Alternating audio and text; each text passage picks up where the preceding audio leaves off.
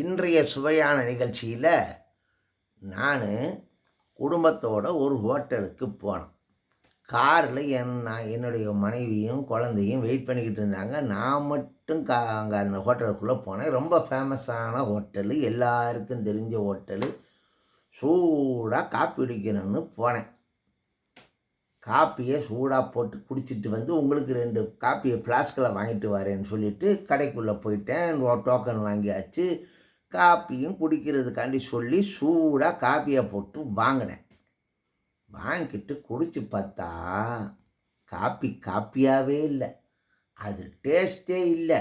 வழக்கமாக டேஸ்ட்டாக குடிக்கிற காப்பி மாதிரி இல்லாமல் தலைகீழ இருந்தது, ஒரு மாதிரியாக இருந்தது. எனக்கு ஏன்டா காப்பி குடித்தோன்னு ஆகிப்போச்சு. உடனே மாஸ்டரை பார்த்து கேட்டேன், ஆமாம் காப்பி எதுக்கு குடிக்கிறாங்கன்னு கேட்டேன். கொஞ்சம் சுறுசுறுப்பாக இயங்குறதுக்கு, சுறுசுறுப்பாகிறதுக்காண்டி குடிக்கிறாங்கன்னு. நான் வரும்போது சுறுசுறுப்பாக தான் வந்தேன். நீ கொடுத்த காப்பியை குடித்தோன்னே இருக்கிற சுறுசுறுப்பும் போயிடுச்சு. இன்னுமாவது அடுத்த காப்பியை நல்லபடியாக சூடாக ஃப்ளாஸ்கில் போட்டு கொடு, நான் என் ஃபேமிலியோடு சேர்ந்து குடிச்சிக்கிறேன்ட்டு ஃப்ளாஸ்கை கொடுத்தேன்.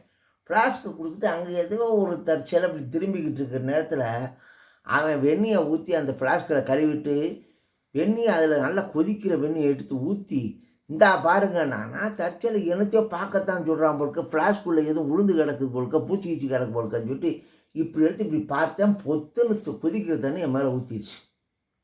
எப்படி பழி வாங்குறான் பார்த்தீங்களா? அவன் காப்பி போட்டது நல்லா இல்லைன்னு சொன்னதுக்கு வெந்நியை கொதிக்கிற வெந்நியை அவன் ஊற்றி விடாமல் என்னையே ஊற்ற வச்சிட்டான். பிடிச்சி ரவுண்டு கட்டுன, என்ன நினச்சிக்கிட்டு இருக்கனே, காப்பி போட தெரியலன்னு சொன்னால் ஒழுங்காக காப்பி போடுறதுக்கு வழியை பார்க்காம கொதிக்கிற வெந்நியை மேலே ஊற்றி விடுறதுக்கு ஏற்பாடு பண்ணுறியா?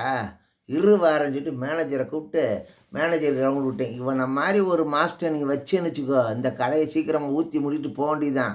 உங்கள் ஹோட்டலோட பேர் கப்பலேறி போயிடும் பார்த்துக்கோன்னே.